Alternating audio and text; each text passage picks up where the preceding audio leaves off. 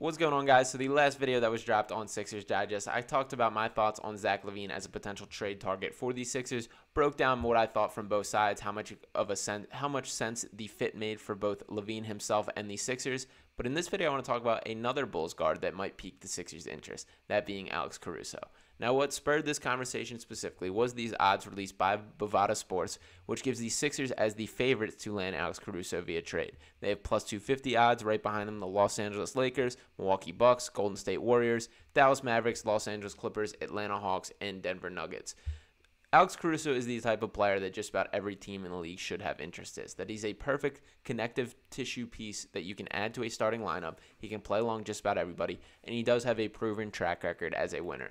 He has won a championship during his time with the Lakers, and he's a guy that plays with a ton of winning habits. For example, ranking in the league leader among the league leaders in deflections, arguably the best perimeter defender in the NBA. There's plenty of people that feel strongly that he is. He's a guy that can guard multiple positions and still competent on the offensive end. To look at his stats specifically, I do want to dive into this. On the season, averaging 9.5 points per game, which would be a career high for him, along with 3.7 rebounds, 2.3 assists, 1.5 steals, 0.9 blocks, shooting 50% on three-point attempts this year, although just 3.1 attempts per game. He's not a guy that is a super active three-point shooter in general. And to look at his career numbers as a whole, 6.2 points per game, 2.7 rebounds, 2.7 assists, 1.2 steals, a career 37.2% three-point shooter on 2.2 attempts per game there.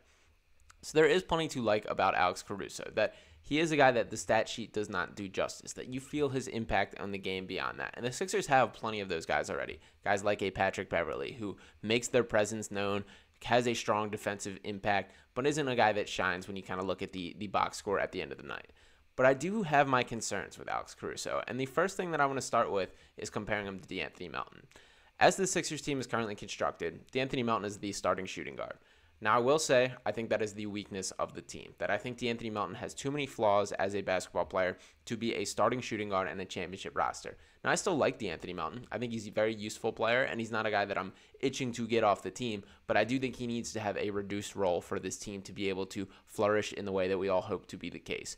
And my concern here is Alex Caruso definitely better than De'Anthony Melton? I don't know. And the fact that I don't know that makes me say this is not the move to go all in on. And now to dig into that specifically, I do want to take a look at comparing them. That this is based off last year's stats. De'Anthony Melton playing 77 games versus Alex Caruso 67. Melton averaging more points, more rebounds. Caruso slightly more assists. Caruso a slightly better field goal percentage, but De'Anthony Melton shot better from three on a higher sample size. Caruso has him beat for free throw percentage, effective field goal percentage, but De'Anthony Melton coming right back with a better win share and better player efficiency rating there. And for his career, pretty much similar. De'Anthony Melton, the better shooter when it comes to three-point. Alex Caruso better within the general field goal percentage, but Melton still the better scorer, still the better rebounder. And the player efficiency rating and win share specifically, I was a little surprised to see him taking both those there. I think both these guys are very useful players and guys that can contribute on championship rosters. But my concern is I just think the Alex Caruso market is going to get out of control. And to dive specifically on why I feel that way, I want to look at this article from Jake Fisher of Yahoo Sports here, who wrote at the bottom of his LaVine piece, quote, "If Chicago does intend to start a complete teardown and makeover, then Bulls guard and defensive stalwart Alex Caruso could possibly net Chicago its greatest return of any player on the roster. The sense around the NBA decision makers is that Caruso's contract, still with another season at just under $10 million for 24-25, plus his malleability alongside most players, could generate a market that touches most in the league, championship contenders, and inexperienced playoff hopefuls alike. The Bulls have already required multiple first-round picks for the 29-year-old veteran when opposing teams have asked about Caruso's availability. If his number of suitors were to indeed match the breadth of teams that checked with Portland about landing Jrue Holiday this fall, it's not unreasonable to expect Caruso to fetch the Bulls a similar price point of draft capital as Holiday netted the Blazers both a 2024 and 2029 first-round pick." And that is where my concern comes in. So, fact of the matter right here, Alex Caruso is going to get traded to a contender, and he's going to help that team quite a bit. But to toss multiple first-round picks for a player like Alex Caruso, I just don't know if I'm that confident in being the move for the Sixers. That Alex Caruso I kind of viewed as a nice side piece in a deal, a guy that you could add to this roster and would help them, but wouldn't necessarily be the missing piece. I think that would have been a nice way to add to the roster without committing.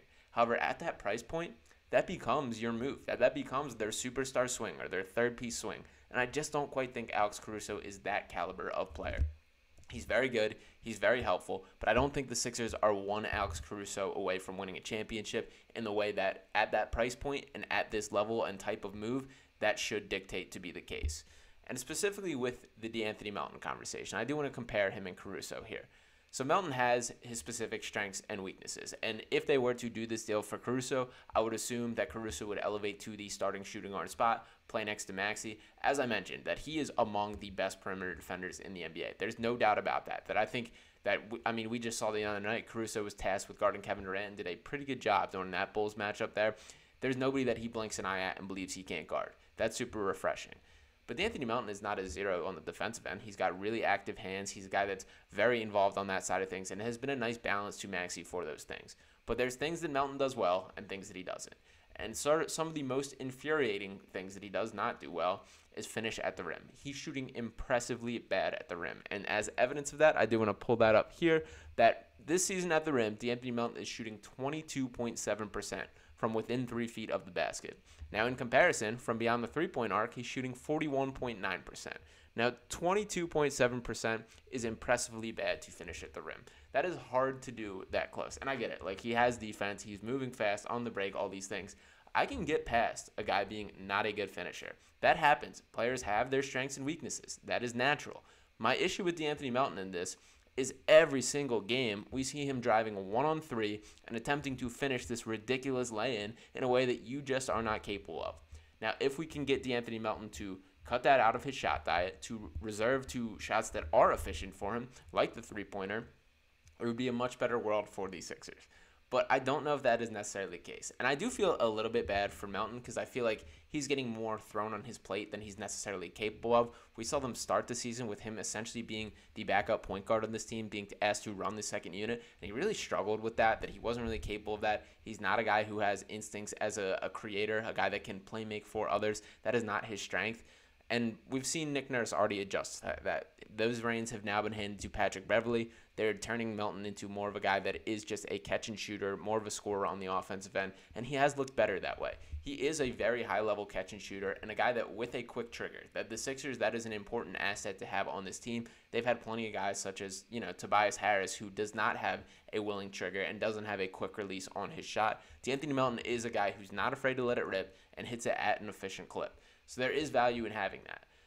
But bringing in Alex Caruso, you kind of get some of the mixed up strengths and weaknesses. That Caruso is not a guy that is a willing shooter. He's not a guy with a quick trigger. In fact, he's been very unwilling over his career. He's never shot more than 3.1 three-point attempts per game, which is just not enough based on what the Sixers are going to ask him to do. That one of the main things that maximizes the Sixers team, and this has been this way for years, is there has to be guys that when Joel Embiid gets doubled are capable and confident to knock down a catch-and-shoot three-pointer and punish the defense for doing so. That is why Georges Niang was so effective here last year and why he made quite a bit of money this offseason, is he was very effective at that. That you have to make the defense make this choice of either you leave Joel Embiid one-on-one with whoever is attempting to guard him, or you are okay with committing and giving up a free three-pointer. The Sixers have to have guys that are capable of punishing teams when they have them leave their perimeter to double on Joel Embiid. That is arguably the biggest key to maximizing the Sixers' offense. That when you have shooters that aren't respected, and Alex Caruso statistically is still a pretty good shooter. It's not his efficiency as a shooter, it's just been his willingness. He's a guy that is much more comfortable operating inside the paint, attacking the rim. I will say I think he's a little better ball handler and passer than De'Anthony Melton, that I think just his feel for the game, he's a little bit more that he can do in a way that Melton has a very clear strengths and weaknesses. I think that Caruso is a little more well-balanced as a whole, but I guess this just circles back to my initial point of if the Sixers are going to trade these draft picks that they just got, it has to be the right guy. And the fact that I have to kind of talk myself into Alex Caruso being an upgrade over De'Anthony Melton, right there should be a concern. That this has to be the move that these Sixers get right. That there is limited time to work with in this era of Joel Embiid Sixers basketball. That we've seen the Jimmy Butler, we've seen the Ben Simmons, we've seen Tobias Harris, we've seen all these guys come and go, James Harden, throw them on the list. This has to be the right core. They have to find the missing piece in this trade, and I just don't think Alex Caruso is that. So if they can get him at a cheap price, if that is a target that maybe the market is not what Jake Fisher believes it to be, that it doesn't live up, they're not getting these multi-first-round pick offers for Alex Caruso, I would love to see him in a Sixers uniform. But if it costs 2 first-round picks to get Alex Caruso on the Sixers, you know what? Keep it moving. I hope we don't have to face him in the playoffs. He's a guy that absolutely will be helping a contender somewhere. So it is a bit of catch-22, as you don't want to pay the premium price for Alex Caruso, but you also don't want to be facing this guy in the playoffs. So I like Alex Caruso quite a bit. I do think he's going to be a high-level impact player on a playoff team this year, but I just don't see a world where it ends up being the Sixers, and I think they're making the right choice by allowing that to be the case. But I do want to hear your guys' thoughts in the comments. Let me know if you are interested in Caruso, if there's anybody on the Bulls that you would prioritize, whether you would prefer LaVine or Caruso in that type of deal. And it is insane to think that Caruso, as Fisher indicates in this report here, that Alex Caruso could possibly net Chicago its greatest return of any player on the roster.